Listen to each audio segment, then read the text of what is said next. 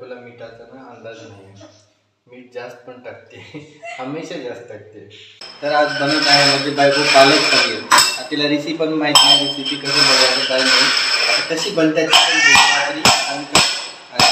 हा बघा किती मस्ती करतो. हा एवढा मस्ती करतोय ना, अति मस्ती करतोय. हा बघा कसा बसला. रात्री 2 वाजता 3 वाजता चिरत असतो.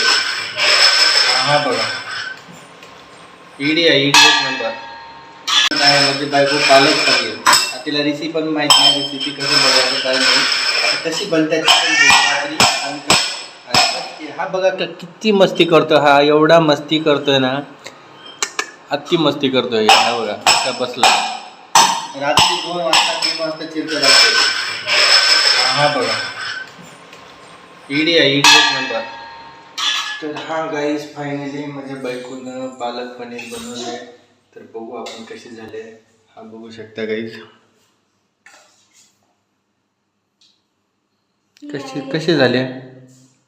चांगले झाले ना. आता खाऊन सांगतो तुम्हाला कशी झाले. दिसायला तर भारी दिसायले. हा बघू शकता किती भारी दिसायले. खाऊन बघू कशी आहे, कशी झाली.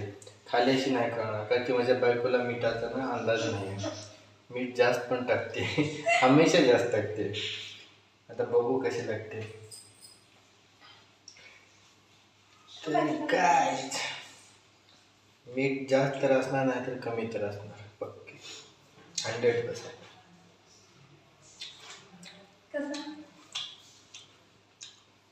चांगली आहे तशी, मग एवढे का बेकार लागते का? म्हणजे खायच्या लायकीची. एक्सप्रेशन बघून मला असं वाटतं एवढी बी चांगली नाही आणि एवढी बी खराब नाही, म्हणजे खायच्या लायकीची आहे. खोटं नाही बोलायचं, जे आहे ते खरं. किती खरं. हा बघू शकता तुम्ही, रात्रीचे 11 वाजले तर मला म्हणलं होतं ना. हा बघा किती मस्ती करतोय. रात्रीचे 11 वाजल्यात. आता तो झोपणार 2 वाजता.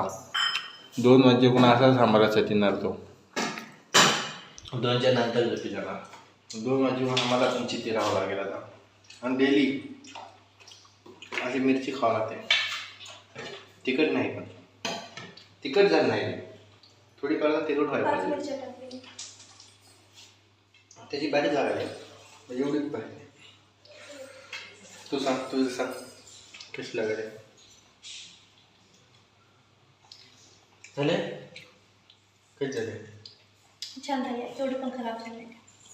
मी बी तेच म्हणलो ना, चांगली झाले म्हणजे एवढी पण खराब नाही, खायला लागली. चलो गाईज, बाय बाय. चॅनलला सबस्क्राईब करा. भेटू आपण दुसऱ्या ब्लॉगमध्ये. तो जीवन बाय बाय.